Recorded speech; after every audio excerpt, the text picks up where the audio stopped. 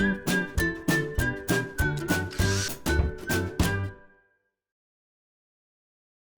it's Steve. Today we'd like to show you how to change the upper front glide on your dryer, and it's a really easy job. All we're going to need is a putty knife, a number 2 Phillips screwdriver, a pair of slip joint pliers, and maybe a pair of spring clamps. Let me show you how we do it. Now before we begin this repair, the first thing we're going to need to do is to disconnect the power. So locate the cord and unplug it, and if you can't reach that, find the electrical panel and turn off the appropriate circuit breaker or remove the appropriate fuses. And we're going to take a putty knife. We're going to go in this little gap between the front panel and the main top. You'll locate a spring clip, so with a firm back pressure on that, we'll depress the spring clip and lift up on the main top at the same time. Once we've released the front edge from the clips, just gently pull it forward while holding up on the front of it to disengage these 3 tabs on the console. We'll set the main top aside. Then we're going to take our Phillips screwdriver, and just inside near the top you'll see a screw that secures the front panel to the cabinet. Remove that screw. Do the same on the opposite side. Lift out on that front panel at the top. A couple of spring clips there will meet a little resistance.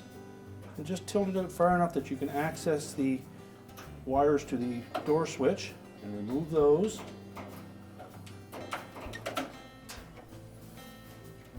Now with the switch wires removed, we can then tilt that front panel forward and then just carefully lift it off of the 2 hooks on the bottom.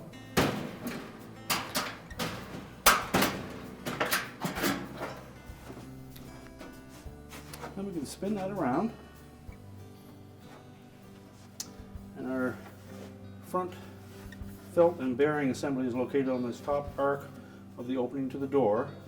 Now to remove the old one, we'll take a putty knife and we're going to go in under that edge of that and lift up on it and peel it back.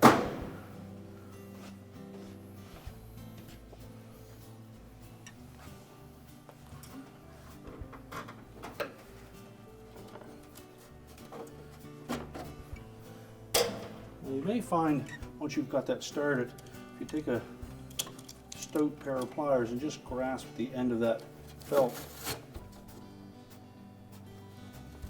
pull on it, you can perhaps remove it easier. We do need to remove all of the old felt from that metal surface, and that glue typically is on there pretty tight, so you'll be scraping and peeling that off. Once we've got the bulk of that off, we'll then have to go back to our putty knife and remove all the excess glue and any felt that remains on there.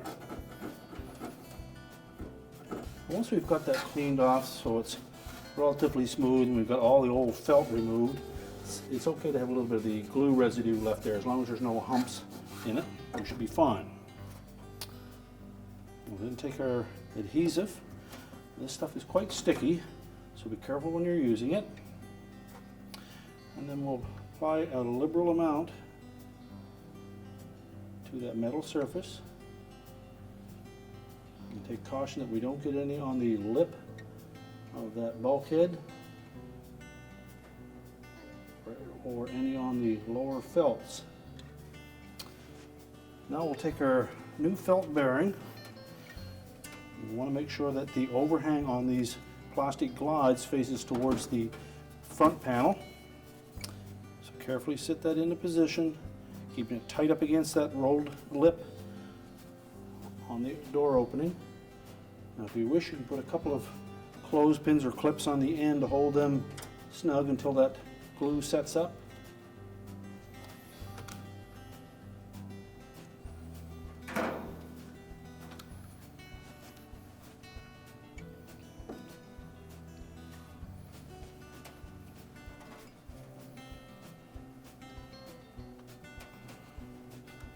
Now while we're waiting for that adhesive to set up, it's a good opportunity to dig your vacuum cleaner out, and we'll clean out the blower housing area and the base of the dryer of any lint that's been built up over the years. We'll also want to inspect the inside lip of this drum to make sure that there are no rough edges on that. Now that our adhesive has set up, we're ready to put the front panel back on. And we want to engage the two slots on either side of the bottom lip on that front panel, the clips that are attached to the base on either corner, and then we can line up these three spring clips with the square openings in the front lip of the cabinet. So with the panel tilted slightly back, line up those bottom clips, make sure they're firmly engaged, and tilt the panel forward. Before we push it into place, we'll engage the wire terminals onto the door switch.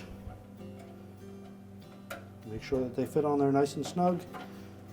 And if they're a little bit loose, we'll take a needle of those pliers and just crimp those a bit. Now we'll have to lift up slightly on that drum to allow that new bearing and felt to fit in position.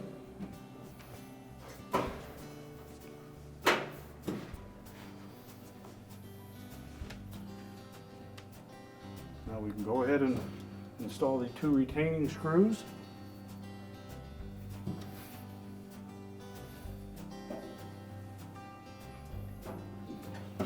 Tighten those securely. Then we're ready to put the top panel back on. We're going to engage these three slots on the top with the three tabs on the front of the console. We also need to engage these two edges right here underneath this frame. And just set it down just in front of that, slide it back so that those engage, keeping a little bit of a tilt on the front so that it will go underneath those tabs. Once we have it pushed back firmly into place, we'll just press down on either corner to lock it in place.